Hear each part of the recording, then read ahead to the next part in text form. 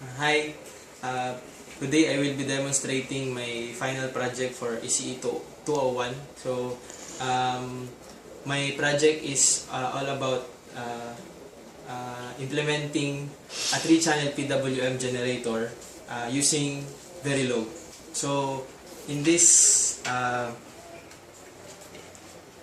demo,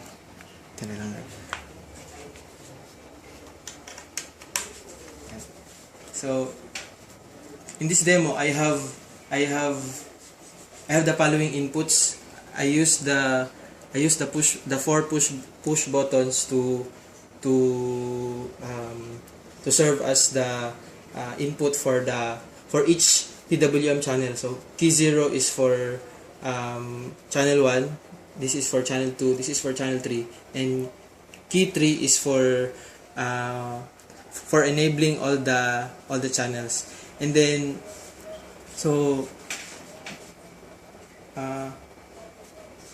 first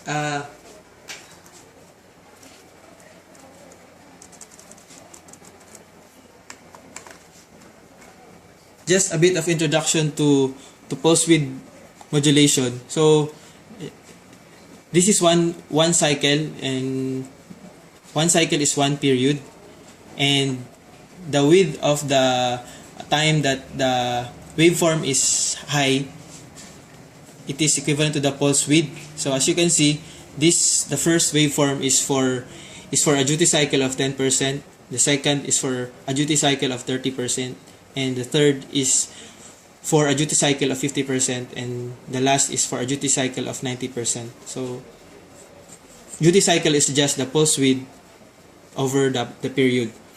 So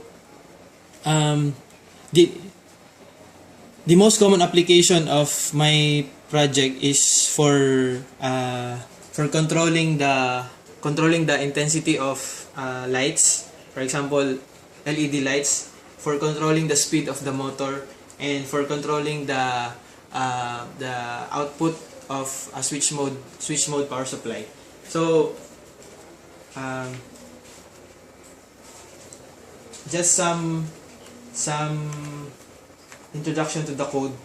So the most important parameters here are the step delay, which is and the steps and the period. So period is equivalent to 50,000 clock cycles. So this is the number of clock cycles in one period, and then steps is the number of discrete steps in one period. So I used 7-bit, so for a total of 128 steps. And then for the step delay, the step delay is just the period over the steps, so I have 390. So the step delay is just the number of clock cycles for each step in the pulse width. So now let me go to the for the outputs. I have the 7-segment display. Hex 3 displays the channel of PWM that is currently enabled. Hex 2 to hex 0 displays the decimal value of the percent duty cycle. And then the red LED here, it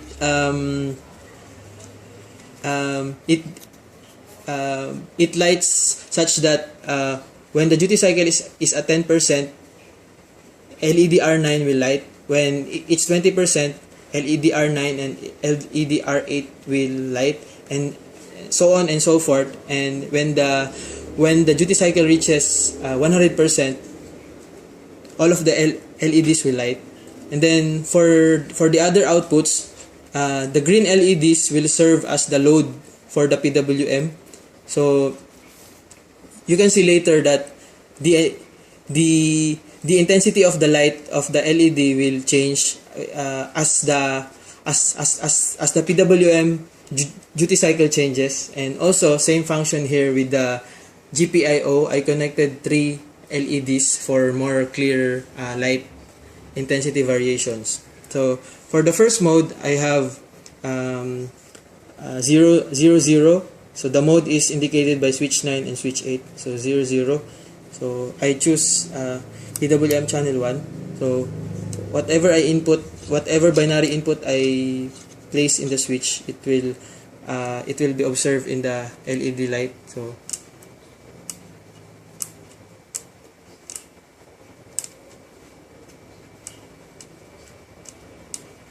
as you can see, it's 100% duty cycle. So it's all lighted up 100%, and the 3 LEDs. So I can also choose the channel. For example, I just want channel 3. So only this and this one are lighted. Channel 2, channel 1, and if I want all channels enabled.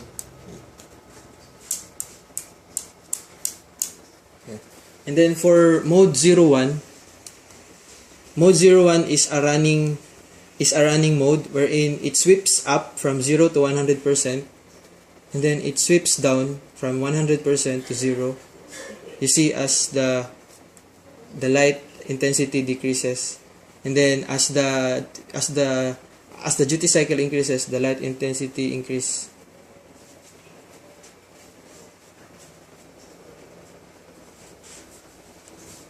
So again, still I can choose the channel to enable, channel 1.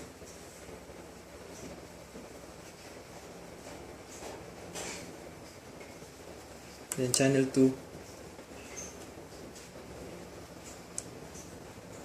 Then channel 3.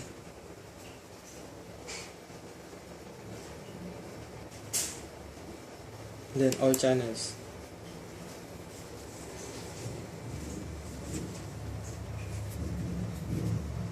Next, for mode 10, this mode is to introduce a step change. So every push up button will change about 15 to 20% duty cycle. So the change would be an increment, and when it reaches 100%, the step change would be a decrement. So for example, I choose channel 1. So every push up button, it will step. See? And then step down. Channel 2.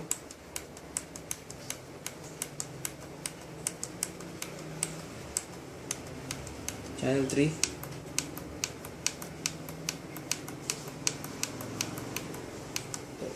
And then all channels enabled.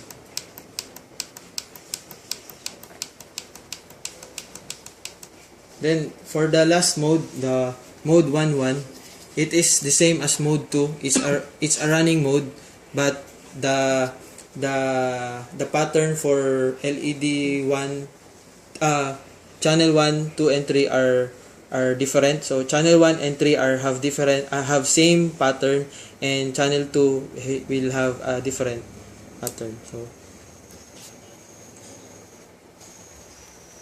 you see, as channel 3 and 1 increases, channel 2 decreases.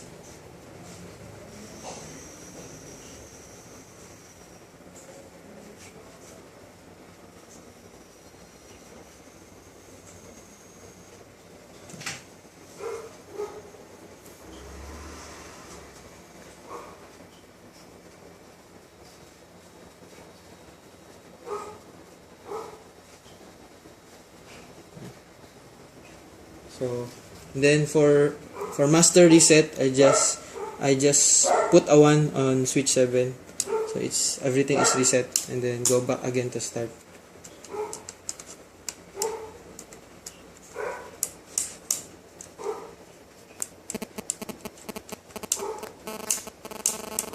So that's it for my project. Thank you.